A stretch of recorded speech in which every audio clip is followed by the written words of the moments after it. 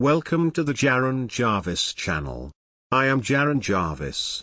Today, I would like to introduce to you, UVB-76. Damn Illuminati. Igor muttered, hunched over his cramped table as he read this week's edition of the Daily Testicle.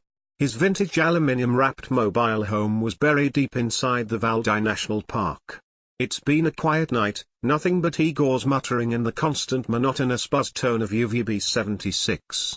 UVB-76, also known as the buzzer, was the nickname given by radio listeners to a shortwave radio station that broadcast on the frequency 4625 kHz. The mysterious Russian signal had broadcasted 25 tones per minute, 24 hours per day, for 40 years. Your UVB-76, your UVB-76. The radio interrupted.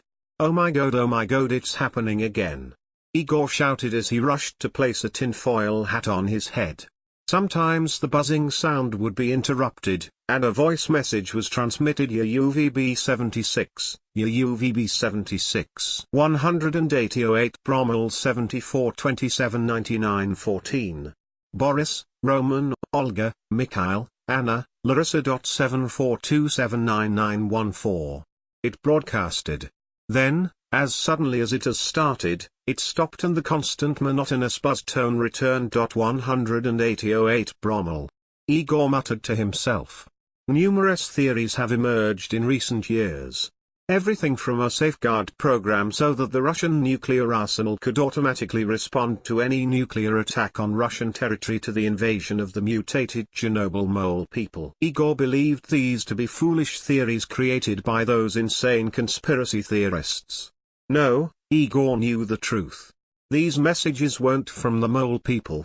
The mole people went extinct in the 1908 Tunguska event. No, these broadcasts were from the satanic devil-worshipping members of the Flat Earth Society. These voice messages were rare, but this past year the occurrence had doubled. Quadrupled this past month, octuple in the past week, and today a message had been broadcasted each hour on the hour. Something was happening and Igor knew it was the Flat Earthers. He was certain that midnight would be its climax. It was currently 11:05 p.m.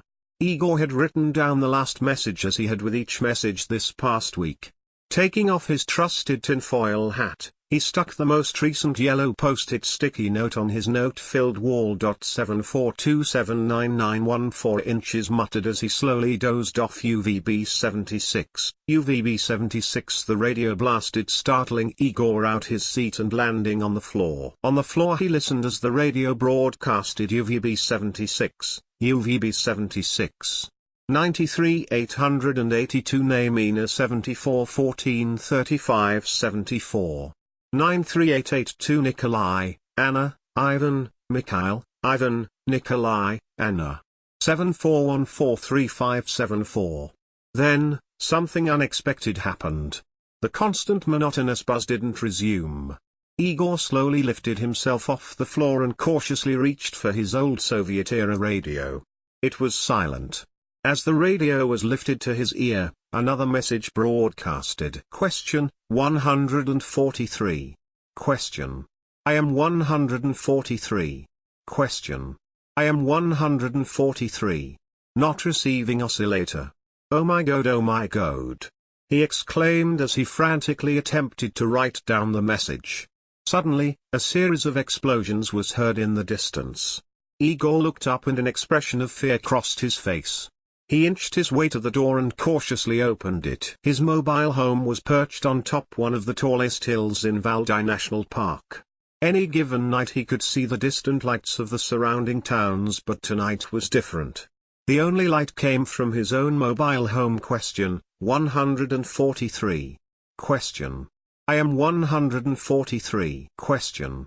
I am 143. Not receiving oscillator. The radio repeated. What was even more unnerving was that he swore he could hear screaming in the distance. And something was moving out there in the woods. Igor warily backed into his mobile home and shut the glass door. As he was latching the lock, the power inside went off. Igor looked up and he saw dozens of silhouettes in the shadows. The gleam of dozens of eyes staring back at him.